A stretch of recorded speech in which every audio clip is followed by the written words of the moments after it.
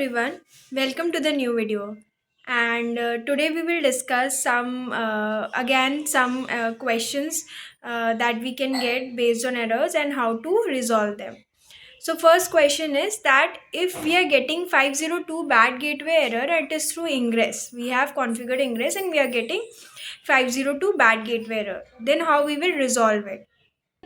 So first of all, we'll check that if DNS resolution is happening or not. Because when we are setting up ingress, we have to give path based. There are routing based on host or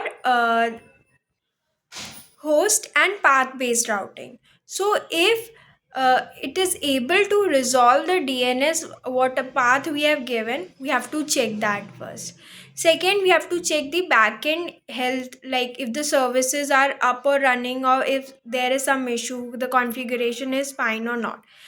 Then we can check the logs of our ingress controller that we have created. You have to check the endpoint service endpoint that is created, if it is able to route the request, and if the endpoint is able to receive the request. We can You can mention all these steps. Then the second question is, if suppose some one of your VM is going down, or one of your cluster is going down in AWS, how will you resolve it? So in AWS, first of all, you can see the logs in CloudWatch, first of all, which can give you the idea that if the instance state is up or running, or something unusual happened, and you have to check the state first of the instance. Then also you can check the logs when you go to when you click on the particular instance. You'll get an option of monitor and troubleshoot. Right click on the instance on UI, then monitor and troubleshoot, go into instance audit, and then you can according to your filter you can see the logs. And same you can do in CloudWatch too. And after the logs that you have seen, you can check the cloud trail. You can check the services after checking the logs from there, the instance status, we can try ping or curl, and try to check if the service is up or running. So in this way you will troubleshoot. Secondly, if the same thing happens in Azure VMs or cluster, how will you resolve it? So there you can check the logs in activity logs. You can directly check the logs in activity, and you can filter according to your timestamp. The logs can be filtered, or you can check the logs in Azure monitor.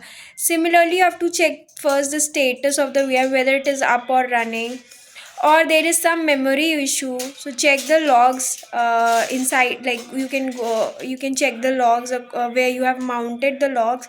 You can go to that part, check the logs, that is there is some other issue. Or you can use Azure CLI command. Similarly, in AWS you can check by using AWS CLI commands. You can even make AWS Lambda function and use that function for debugging the issue. Second, the other question is, if you have configured GitHub Webhook trigger and it is not working in AWS, similarly for Azure, how will you resolve it? So first of all, you have to check the configuration and the service is publicly accessible or not, or if the endpoint that you have created it's fine or working or not, and the permissions, IAM permissions in AWS is fine or not. You can check the logs in CloudWatch. In Azure, you have to check the Azure Webhook endpoint, whether it is configured correctly or not. You can check the logs in Azure monitor. So in this way you can tell the steps. Then the next question is, if load balancing is not happening correctly, your services are not getting routed correctly onto the servers, then how will you, what will you check?